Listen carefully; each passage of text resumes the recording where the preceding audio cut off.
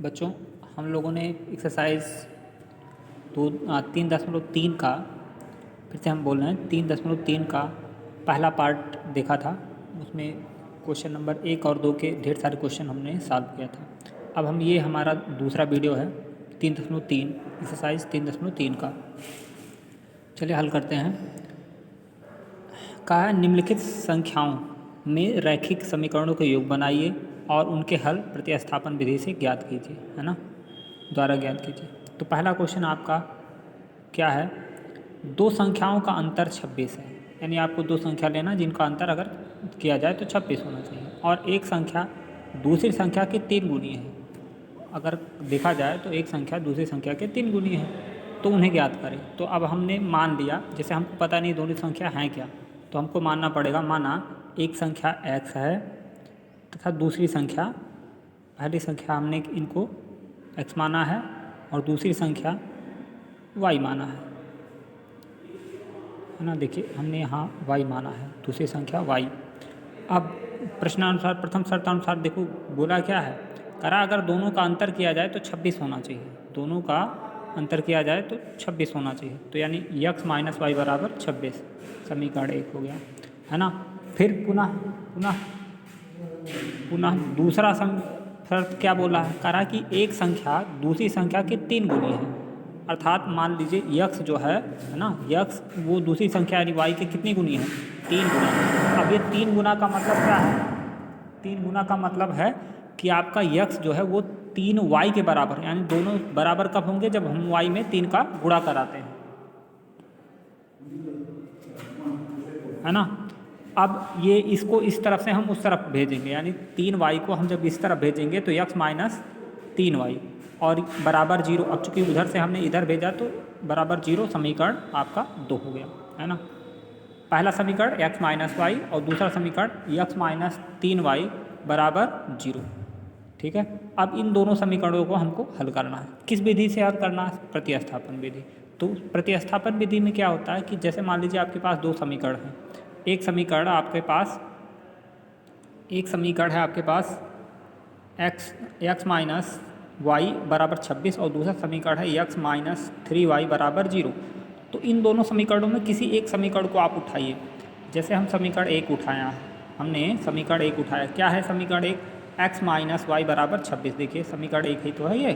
तो अब हम जब x माइनस वाई बराबर 26 को उठाते हैं तो y को आप उधर भेज दीजिए, तो इधर क्या हो जाएगा, इधर बचेगा x, है ना, अब उधर हो जाएगा y, जब उधर जाएगा तो प्लस में जाएगा, तो 26 प्लस वाई यानी समीकरण 3 हो गया। x बराबर कितना हो गया, 26 प्लस वाई, है ना, यही आपका समीकरण 3 मान लीजिए आप, थोड़ी देर के लिए इसको आप समीकरण 3 माने।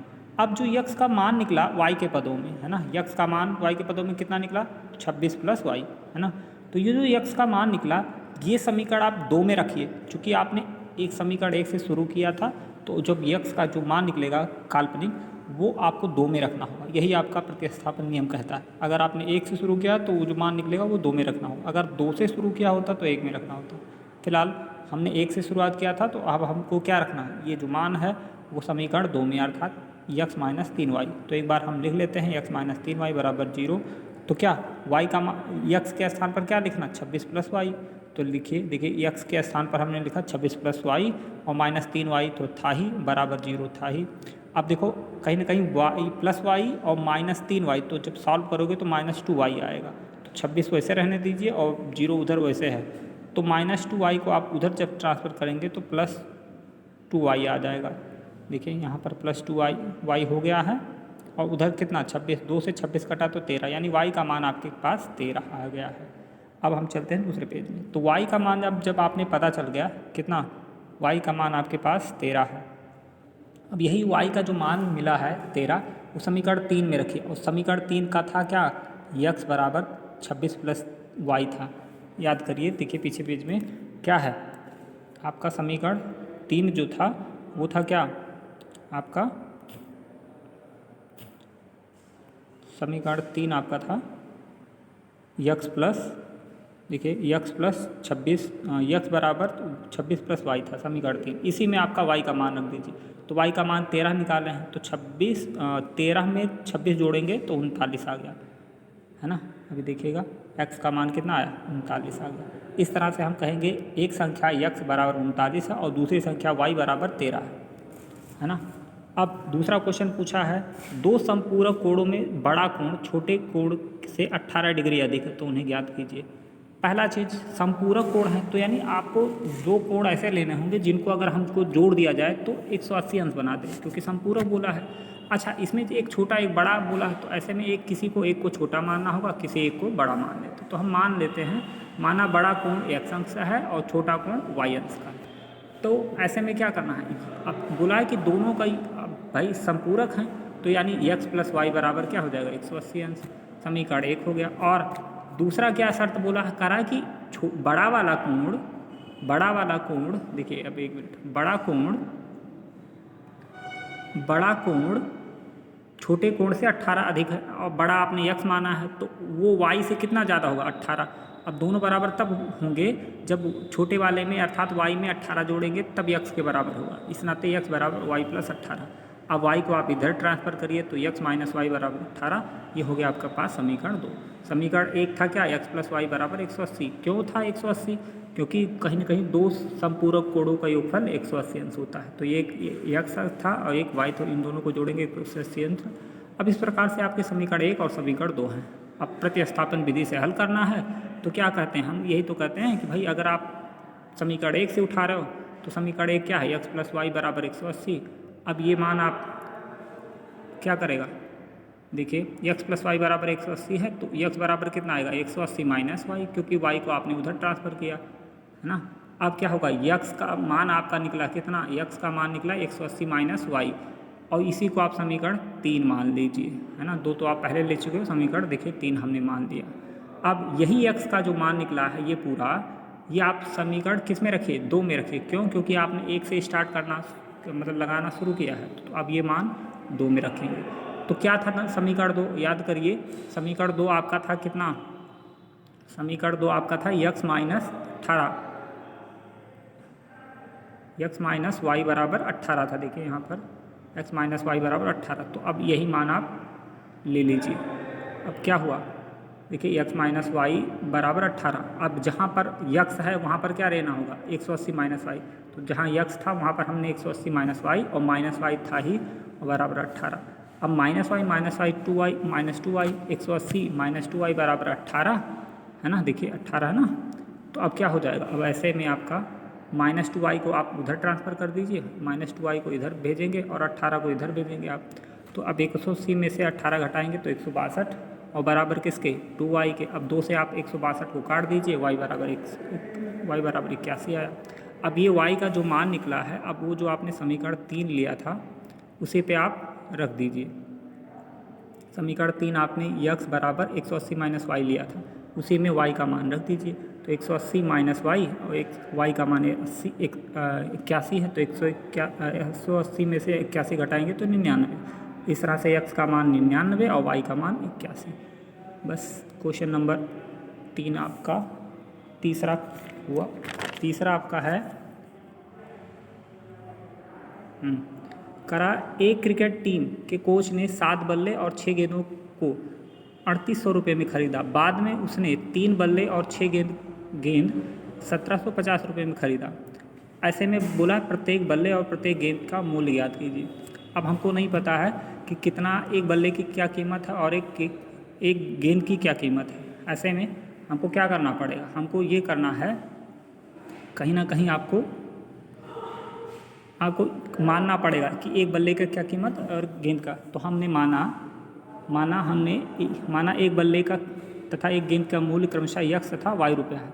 तब प्रथम शर्तानुसार क्या, भाई 7 गेंद बल्ला खरीदा इन्होंने, तो एक बल्ले का कीमत x रुपया है, तो 7 बल्ले का कीमत कितना होगा 7x, और प्लस एक गेंद का कीमत कितना हो y रुपया आपने लिया है, तो 6 गेंदें इन्होंने खरीदा है, तो कितना हो गया 6y। अब दोनों को जोड़ेंगे तो 7x प्लस 6y को कुल मिला के कितने रुपये में खरीदा था 3800 रुपया। समीकरण इसी को 1 मान लीजिए। अच्छा, दूसरे शर्तानुसार क्या होगा, भाई कहा 3 बल्ला और 5 गेंद, तो यानी 3x प्लस 5y बराबर 1700। अब फिर प्रतिस्थापन विधि से किसी भी समीकरण से आप शुरू कर लीजिए, जैसे कि हमने समीकरण 1 से शुरू किया है। अब फिर समीकरण 1 क्या है 7x प्लस 6y बराबर 3800। अब इधर उधर ट्रांसफ़र करें, समीकरण ऐसे आपका बाकी आगे प्रोसेस क्या है आपको देखिए, आप नोट्स में हमने जो बना के भेजा है उसको आप देखिए। आगे प्रोसेस वही सब करना है, ठीक है। अब इस तरह से लास्ट टाइम आपका एक्स का मान निकला है 500 रुपया, अर्थात एक बल्ले का कीमत 500 रुपया, और एक गेंद की कीमत कितनी है, एक गेंद की कीमत आपका 50 रुपया है। अब अगला देखते हैं क्वेश्चन क्या बोला।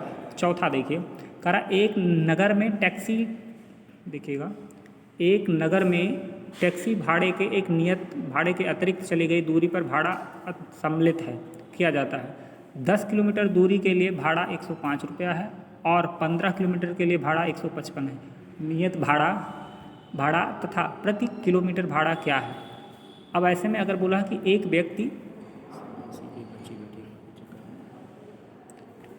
25 किलोमीटर यात्रा करने के लिए कितना भाड़ा देना होगा, है ना। अब मान लेते हैं भाई, देखो हमको पता नहीं कि कितना क्या एक्चुअल में भाड़ा यानी नियत भाड़ा कितना है और किलोमीटर प्रति किलोमीटर भाड़ा कितना है ना। तो अब ऐसे में हमको मानना पड़ेगा, तो हम मान लेते हैं कि माना नियत भाड़ा, यानी नियत बोले तो यानी जो फिक्स रेट है वो तो आपका है ना। जैसे मोटा मोटा हम जान लेते हैं कि जैसे मान लीजिए बस्ती से सोनाहा के बीच की दूरी थोड़े से हिसाब से 30 किलोमीटर है, ठीक है, और भाड़ा मान लीजिए थोड़ी देर के लिए 30 रुपया है ना। तो इस हिसाब से नियत भाड़ा कितना हो गया, 1 रुपया प्रति किलोमीटर, यानी 30 रुपया तो देना ही है ना। अब अगर आपको अंदर 1 भी किलोमीटर जाना है, जैसे मान लीजिए थोड़ा सा हम अपने पड़ोस का गांव लेते हैं, मान लीजिए आहर, है ना।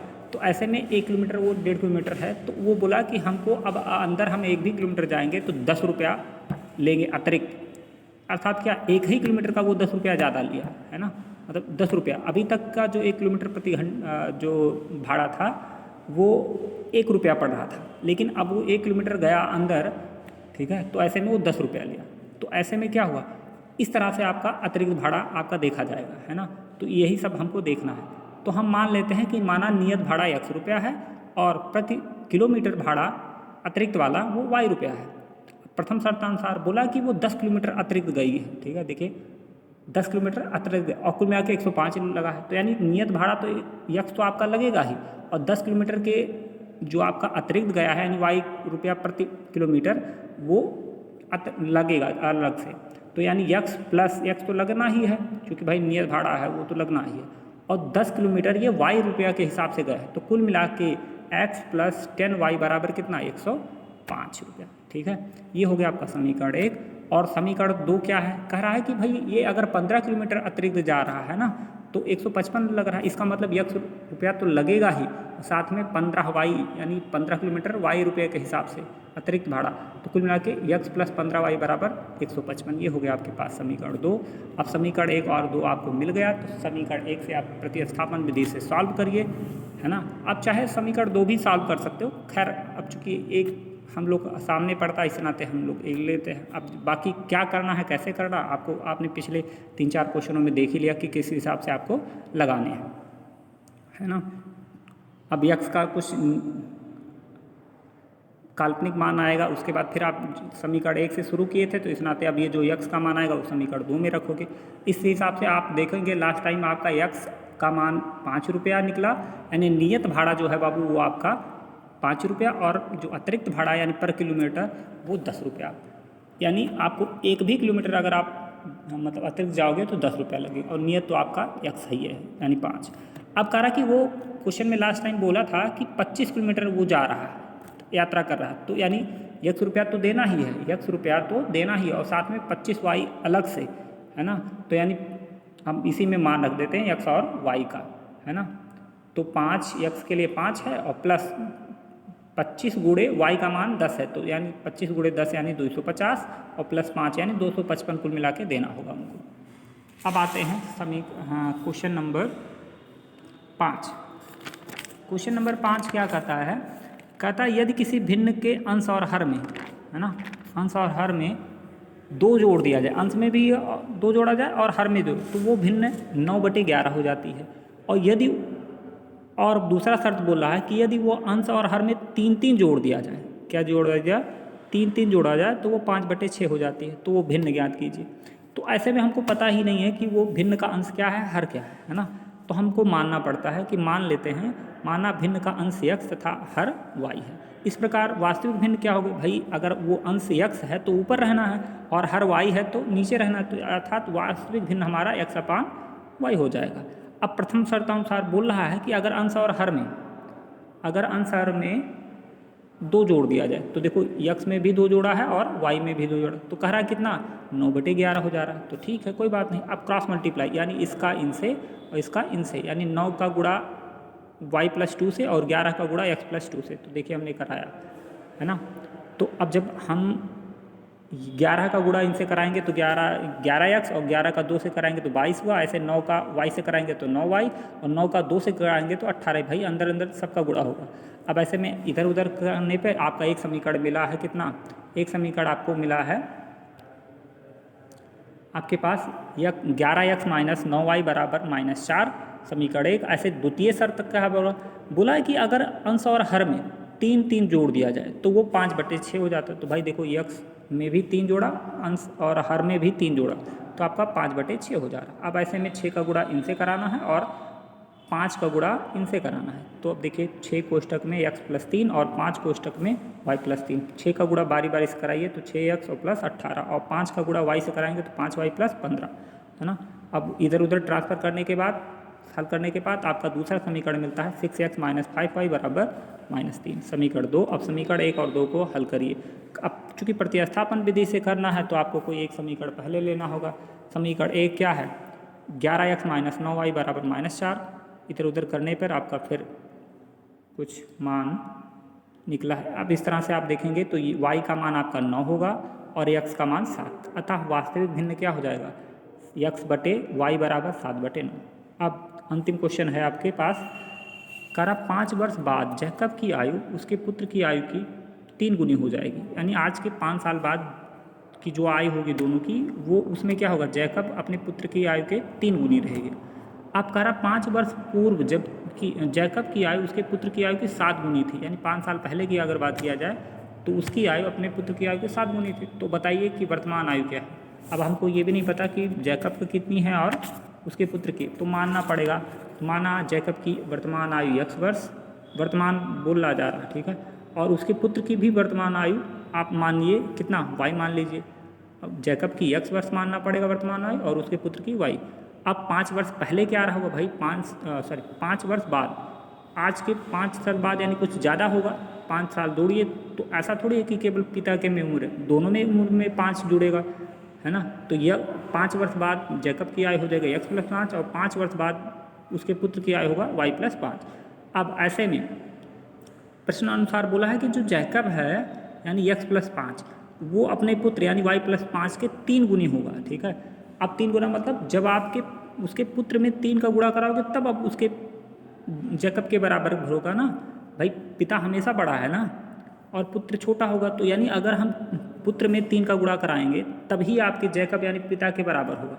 यानी इस नाते हमने लिखा क्या, x+5 = 3 कोष्टक में y+5। अब 3 का अंदर गुणा कराएंगे तो 3y + 15 हो जाएगा। अब इधर उधर करने पे समीकरण आपको एक मिल गया, x - 3y = 10। अब इसी प्रकार से 5 वर्ष पूर्व क्या होगा, 5 वर्ष पूर्व क्या हो जाएगा, जैकब की आयु, अभी फिलहाल जैकब की आयु इस समय वर्तमान x है, तो 5 साल पहले कितना हो जाएगा, 5 साल पहले होगा x - 5। ऐसे 5 वर्ष पूर्व उसके पुत्र की आयु, फिलहाल अभी y वर्ष का था ना वर्तमान में, तो 5 साल पहले कितना रहा होगा, y - 5। अब फिर शर्तानुसार बोला है कि जैकब जो है यानी x - 5 है ना, अपने पुत्र के 7 गुना है, यानी x - 5 = 7 कोष्टक में y - 5। अब 7 का गुणा करा देते हैं हम y - 5 में, तो 7y - 5 7 × 5 = 35 हो जाएगा। यानी आपका हो जाएगा x - 5 = 7y - 35 और इधर उधर करने पे आपको समीकरण 2 मिला। अब समीकरण 1 और 2 को हल करिएगा प्रतिस्थापन विधि से, तो y का मान आपके पास 10 निकलेगा, अर्थात उसके पुत्र की आयु 10 वर्ष तथा और x का मान आपको 40 मिलेगा, उस अर्थात जैकब की उम्र 40 वर्ष। जैकब, अतः हम कह सकते हैं जैकब की उम्र 40 वर्ष और उसके पुत्र की उम्र 10 वर्ष। इस तरह से ये एक्सरसाइज खत्म होता है। मिलते हैं अगले वीडियो में।